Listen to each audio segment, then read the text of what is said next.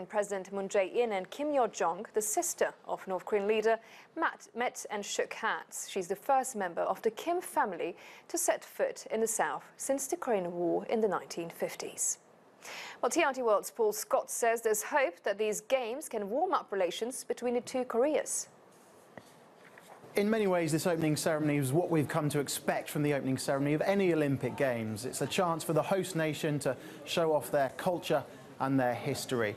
There was the usual pyrotechnic displays and fireworks as well. But this was an opening ceremony with a difference because, as you mentioned, the North and South Korean athletes actually marched into the stadium under one flag, the unified Korean flag. That hasn't happened at a major sporting event since before the Olympics in Beijing in China in 2008. And as you mentioned as well, the sister of Kim Jong-un, the North Korean leader, was also in attendance. She was alongside other world leaders and dignitaries, including US Vice President Mike Pence.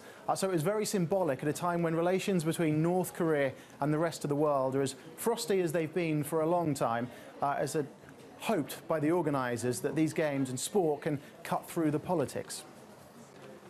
Well, the unified Korea flag wasn't the only unusual flag on display, was it, Paul?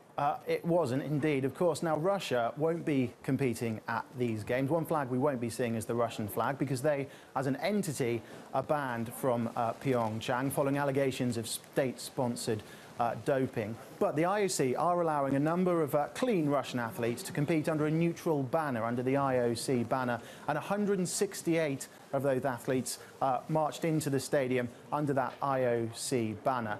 Now, there are still a number of Russian athletes who have been banned, and only today, on Friday, the day that the game started, the Court of Arbitration for Sport actually upheld the IOC's ban on a number of athletes who will be left bitterly disappointed that the decision A went against them and B it was left so late. And amongst them is Victor Ahn, who was actually of South Korean origin. He changed allegiances to Russia ahead of the Winter Olympics in Sochi 4 years ago. He is one of the many athletes who will be left disappointed today by being told he won't be able to compete.